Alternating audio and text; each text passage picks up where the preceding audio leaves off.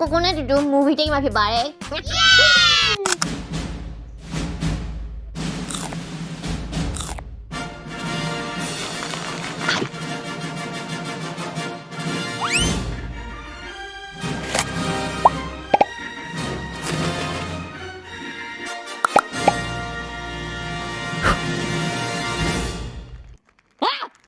ဘယ်ရတော့ ဘီရောင်စားတဲ့ဘုံကကုံဝိုင်းနင်းကြီးပဲစားနေတာအကုန်လုံး သူလည်းမဟုတ်ဘူးလား ငါတော့နေစားနေရမြင်နေသွားကူစားဝဲ ထိုးနေတာကွာ မတိတာနေကိုဘယ်မှာမစားသေးဘူးလားတဲ့ဘာလာပြောနေတာစားလို့ထူးထူးမဟုတ်လာတော့စောင့်နေရ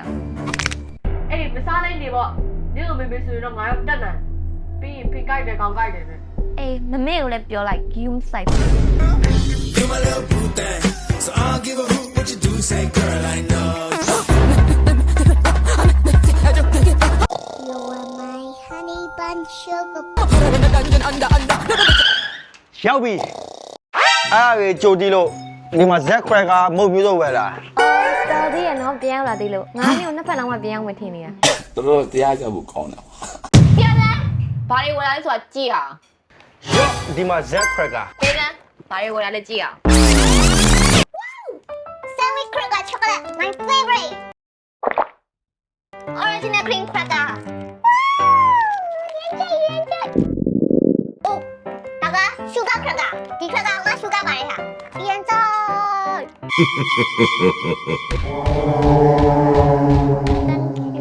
ဖေးလန်းကောင်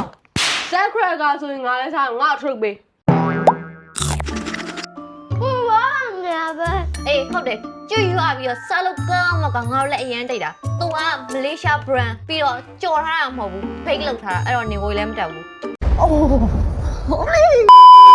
မီရောဘယ်ချီပင်နေရရောက်စားဖြစ်နေတဲ့ cracker လေးကတော့ဇက်က cracker လေးပါ original cream cracker ကတော့အချိုလုံးဝမပါဘဲနဲ့အရသာပေါ့ပေါ့စိမ့်စိမ့်လေးအနံ့လေးကမမွေးလေးနဲ့ကျွတ်ရွာလေးကိုမှအရသာစိမ့်စိမ့်လေး sugar cracker ကတော့တကြားလေးတွေပါပြီးတော့အစိမ့်ရတာလေးကိုမှတကြားရတာချိုးလေးနဲ့ပေါင်းထားတာလုံးဝ perfect ကျွတ်ရွာချွတ်ချွတ်မွေးလေးဒီ sandwich cracker chocolate လေးကတော့ဖောက်လိုက်တာနဲ့ chocolate နက်လေးကိုမှုေးနေရပဲ chocolate ရဲ့ချိုစိမ့်စိမ့်အရသာလေးရဲ့ cracker ကျွတ်ကျွတ်လေးကိုမှစိမ့်စိမ့်အရသာလေးကိုပေါင်းလိုက် chocolate ကြိုက်တဲ့သူတွေတော့ဆိုလို့ရှိရင် share ပေါ့ဒါလေးကတော့ sandwich cracker ကိုမှ cheese အရသာလေး cheese အရသာစိမ့်စိမ့်မှုေးလေးနဲ့ခလိုက်ပြီဆိုတော့ကျွတ်ရွာပြီးတော့လုံးဝ quality တစ်ခုခံစားရကဲနောက်ဆုံး super ring cheese cracker လေးကတော့ပုံစံလေးကိုက cheese cake တုံးပုံစံလေးအနံ့မမွေးအရသာစိမ့်စိမ့်လေးနဲ့ကျွတ်ရွာပြီးတော့ဘာ snack အနေနဲ့စားရင်တော့မှ quality ကော healthy ရောဖြစ်စေမယ် cracker လေးပါသူကမလေးရှား brand ဖြစ်ပြီးတော့ကြော်ထားမှုပဲနဲ့ bake လုပ်ထားအဲ့ဒါကြောင့် weight တက်မှလည်းလုံးဝစိုးရင်စရာမလိုဘူးเนาะကဲမုတ်လေးလေးရောက်ပြီဆိုတော့ရုပ်ချင်လေးကြည့်လိုက်ပါဦးမရှင်